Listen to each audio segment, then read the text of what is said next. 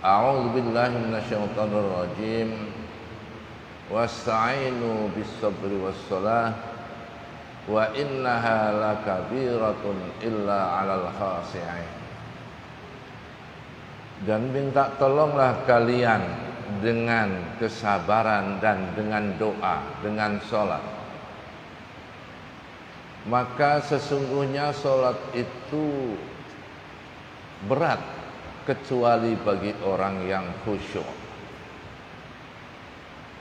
Khusyuk memang bukan rukun sholat.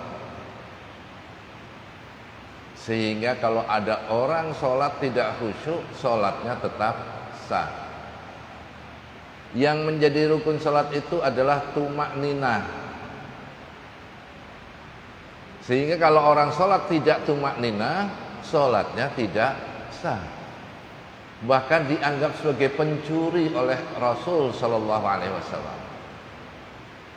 Ini yang perlu kita pahami tentang tumakninah dan khusyuk ini. Karena ada orang yang mengatakan, sering kita dengar, percuma sholat kalau tidak khusyuk. Enggak percuma, tetap sholatnya sah karena memang bukan rukun sholat. Hanya memang keutamaan sholat adalah dilakukan dengan khusyuk. Nah kemudian karena khusyuk ini juga memang berat, maka Imam Al-Ghazali menyatakan bahwa seandainya kita tidak bisa melakukan sholat dengan khusyuk secara keseluruhan, maka perhatikanlah, ingat-ingatlah agar supaya kita bisa khusyuk dalam minimal 3 tempat waktu sholat. 3 waktu sholat. Kapan? Yaitu ketika kita membaca doa iftitah.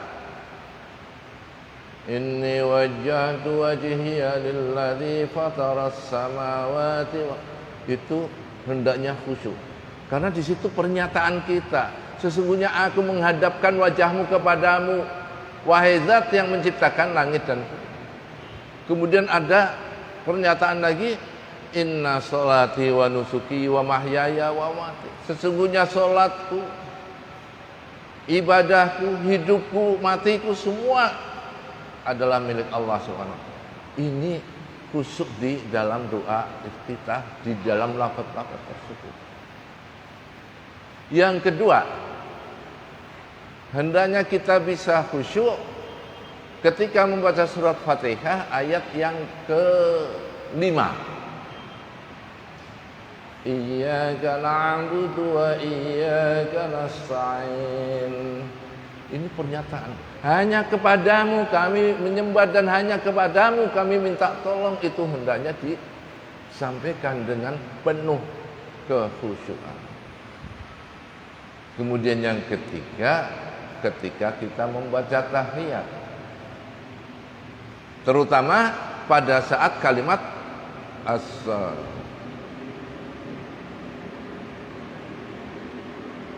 Assalamu alayka ayyuhan nabiy wa rahmatullahi wa barakatuh. Bayangkan bahwa Nabi Shallallahu Alaihi Wasallam sedang menyaksikan kita melaksanakan salat.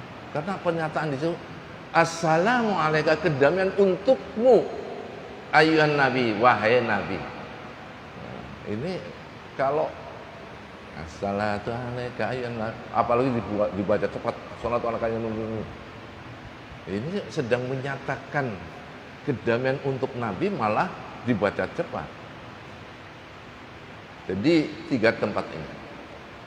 Nah pada kesempatan ini saya ingin menyampaikan lebih dalam tentang khusyuk di waktu membaca doa iftitah.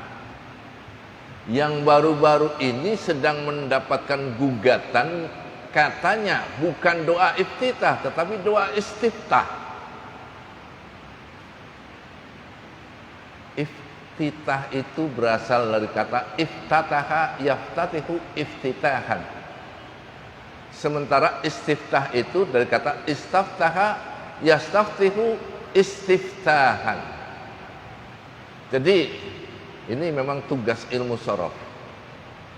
Kalau orang pengen paham bahasa Arab, membaca benar kitab yang walaupun tidak ada harakatnya, maka huruf-huruf yang ada kecuali huruf terakhir, cara bacanya ada di dalam ilmu sorof, ilmu derivasi bahasa.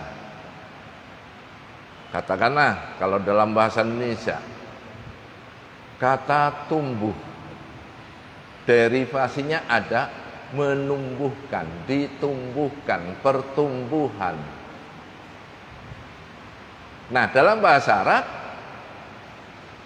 iftataha yaftatihu iftitahan muftatihun muftatahun istaftaha yastaftihu istiftahan mustaftihun mustaftahun. Ini ilmu sorof. Baru huruf terakhirnya menjadi tugas ilmu nahwu. Jadi untuk contoh, Allahumma salli ala Muhammad Rasulullah, ya Rabbi salli alaihi wa sallim Habibullah. Ini benar apa salah?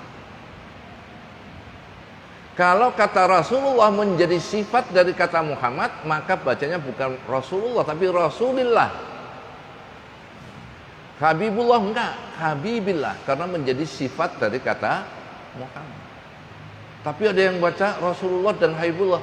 Itu artinya ada kata yang mahdzuf, yang tersembunyikan, sehingga sebenarnya kalimat sempurnanya Allahumma shalli ala Muhammad huwa Rasulullah,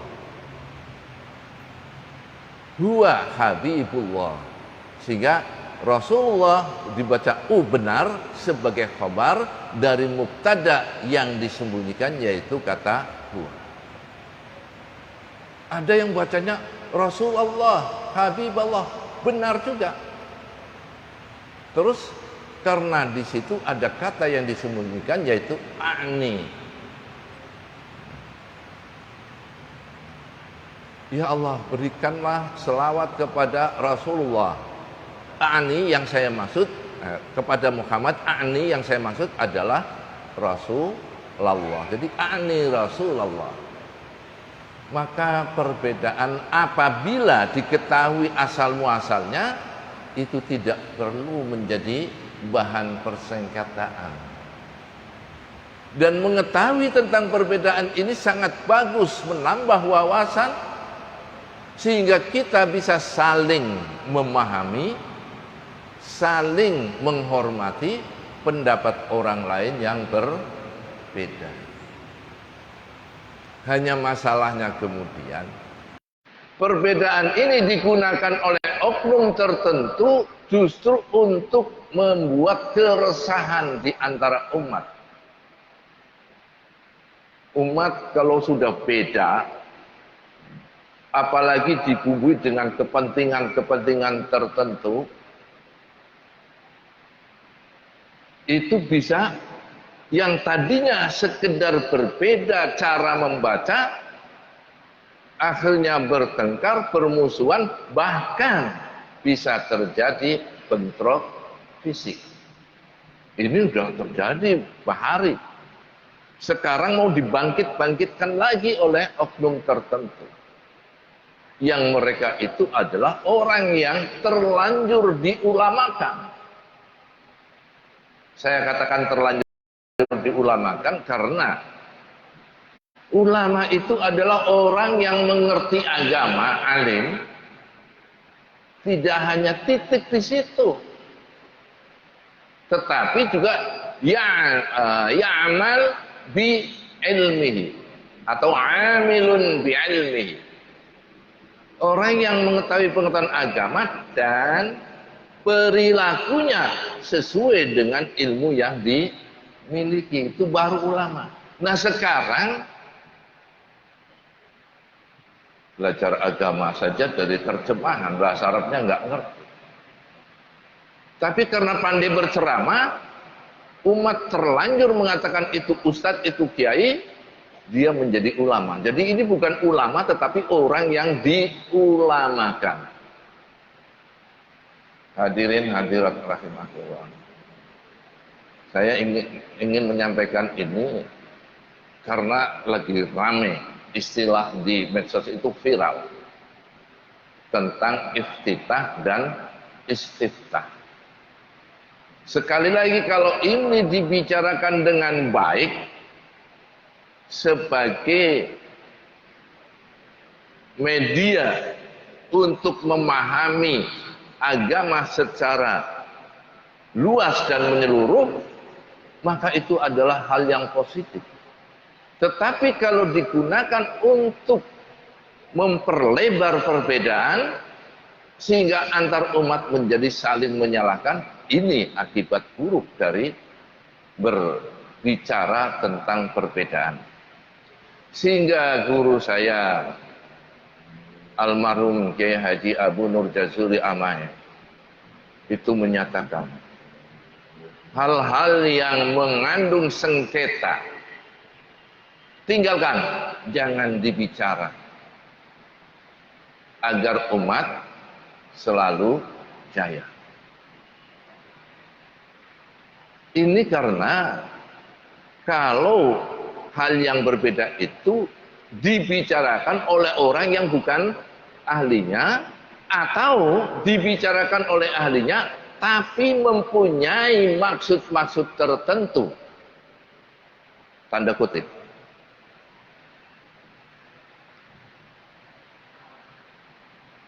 Ternyata masalah iftitah dan istiftah ini disampaikan dengan menurut pengamatan ada arogansi intelektual, kesombongan berpikir. Di mana letaknya? Ketika dia mengatakan bahwa 1325 kitab hadis sudah saya baca. Bayangkan 1300 kitab. Kalau satu kitab berisi 1000 hadis berarti jutaan hadis. Dia mengaku satu persatu saya baca. Berapa lama itu? Padahal itu jelas kebohongan besar. Setelah menyatakan itu tidak saya temukan satupun hadis yang dhaif. Bahkan yang maudhu' pun tidak ada. Na'udzubillah min dzalik, ini sudah luar biasa arogansinya. Yang ternyata ketika ini disampaikan kepada ahlinya, ada hadis yang menyatakan doa iftitah inni wajjahtu. Tapi dia mengatakan ribuan kitab dibaca satu persatu diteliti, satu pun nggak ada. Sampai mengatakan untuk sholat tidak ada. Tapi untuk menyembelih kambing atau hewan itu ada ini wajah. Berarti harus bisa meletakkan hadis, mengamalkannya kalau mau ini wajah itu ketika menyembelih, bukan ketika sholat. Ini artinya dia menyalahkan umat Islam yang selama ini sudah mengamalkan doa iftitah itu. Hadirin rahimakumullah. Dari menggugat doa iftitah yang dianggap salah karena harusnya doa istiftah. Memang ada hadis yang menyebutkan karena Rasulullah sallallahu alaihi wasallam yastaftihu, memang ada. Tapi itu bukan berarti yang iftitah itu salah. Karena apa? Karena hadis yang menyebutkan iftitah juga banyak. Sehingga kitab Al-Mizanul Kubra menyebutkan ikhtilafu ummati rahmah. yang dinyatakan hadis, tapi sebagian ulama menyatakan itu bukan hadis. Tapi makna daripada ungkapan ini bahwa adanya perbedaan umatku itu adalah rahmat, kasih sayang.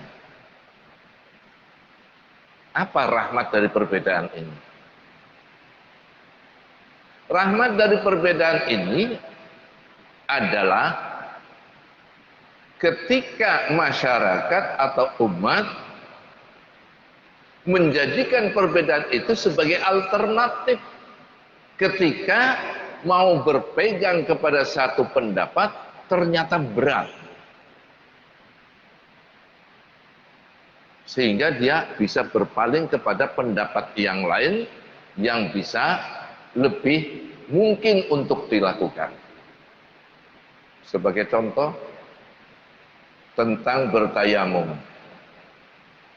Tayamum menurut fikih-fikih Syafi'i itu harus betul-betul debu. Pakai debu, betul-betul debu. Nah sekarang bagaimana orang sholat di pesawat bertayamum? Gak bisa. Kenapa? Mana ada pesawat itu penuh dengan debu. Apalagi seperti sekarang pandemi, disemprot tiap saat dengan apa itu yang membersihkan lah. Nah kalau tidak ada debu terus bagaimana?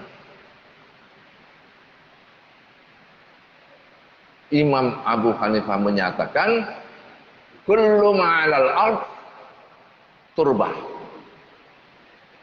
Semua yang ada di atas bumi ini adalah debu. Sehingga kursi yang ada di pesawat itu bisa dijadikan debu, orang bisa. Artinya ada pilihan, ada alternatif. Ini rahmat daripada perbedaan. Tapi sekali lagi sekarang ini, karena arogansi intelektual, karena kepentingan-kepentingan tertentu, kalau orang bisa menyatakan pendapat yang berbeda, apalagi berani merendahkan orang lain, dianggap hebat, cepat populer, kepentingan tertentu. Dan memang betul apa yang dinyatakan oleh oknum tadi menjadi viral dan mendapatkan respon dari ulama yang memang ulama. Dia bacakan hadisnya. Nih di kitab Sahih Muslim ada yang menyebutkan iftataha, bukan istaftaha. Sehingga sayangnya kemudian meledek juga. Sebenarnya hadisnya nggak ada atau nggak tahu. Beda antara nggak ada dengan nggak tahu. Hadirin rahimakumullah, maka saya sampaikan di sini tujuannya adalah agar masyarakat tidak kemudian hanya berpegang kepada satu video yang menjelaskan tentang ini, yang kemudian menganggap umat Islam selama ini salah semua, yang benar cuma dirinya, dengan mengakui hadis yang dibaca ribuan tapi tidak ditemukan. Dan dengan kami sampaikan, maka saya berharap umat Islam di Samarinda walaupun tetap boleh mengikuti video-video keagamaan, tapi hendaknya kalau kemudian berbeda dengan apa yang selama ini kita lakukan, tidak lantas, wah selama ini saya salah, yang benar harus langsung ganti. Tetapi konsultasikan dengan ulama yang ada di Samarinda. Hadirin rahimakumullah, itu tentang doa iftitah. Sebagian menyatakan, dan selama ini yang kita pahami adalah doa iftitah, bukan istiftah. Kemudian kitab yang beredar di sini seperti yang juga saya baca, ada kitab Fiqhus Sunnah, itu doa iftitahnya Allahumma ba'id baini wa baina khataya kama ba'adta baina sama'i wal ard. Boleh itu dibaca karena memang Nabi juga baca itu. Tapi bukan untuk dipersengketakan. Untuk menjadi alternatif, untuk menjadi pilihan. Suatu saat saya membaca ini wajahku, suatu saat saya membaca Allahumma ba'id, karena kedua-duanya mempunyai makna yang khas. Kalau ini wajahku itu aku hadapkan diriku kepada Allah yang menciptakan langit dan seterusnya. Kalau Allah ba'id, ya Allah, jauhkanlah aku dengan kesalahan-kesalahanku bagaikan engkau menjauhkan langit dan bumi. Jadi sama doa. Tapi tentu saja kalau saya menganjurkan yang sudah hafal sajalah. Kalau ditunjukkan yang beda kemudian kita menghafal lagi, repot lagi. Yang sudah hafal, yang sudah biasa. Kemudian berikutnya tadi yang kedua adalah khusyuk di dalam membaca Fatihah, terutama ayat yang kelima. Insya Allah minggu depan akan saya sampaikan. Mudah-mudahan kita berumur panjang, diberi kesehatan, kemampuan, kemauan untuk datang ke masjid ini atau untuk mendengarkan melalui radio. Bagaimana kita khusyuk di dalam membaca Fatihah tersebut. Kurang lebihnya mohon maaf. Mari kita tutup dengan doa ala hadinnya wa la kulli niyatin shalihah. Al-Fatihah. Iya, Pak.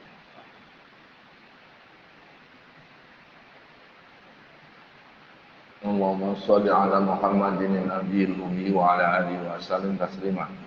Allahumma lakal hamdu wa ilaikal mushtaq. Wa antal musta'an la haula wa la quwwata illa billahil aliyyil azim. Allahumma anfa'na fima 'allamtana wa 'allimna bima yanfa'una. Rabbana arina al-haqqa haqqan warzuqna ittiba'ahu wa arinal batila batilan warzuqna ijtinabah. Rabbana ighfir lana ma akhtana wa ma ta'ammadna wa ma asrarna wa ma 'alanna wa ma anta 'alamu bi minna antal muqaddim wa antal muakhir la ilaha illa anta. Rabbana atina fid dunya hasanatan wa fil akhirati hasanatan wa qina adzabannar.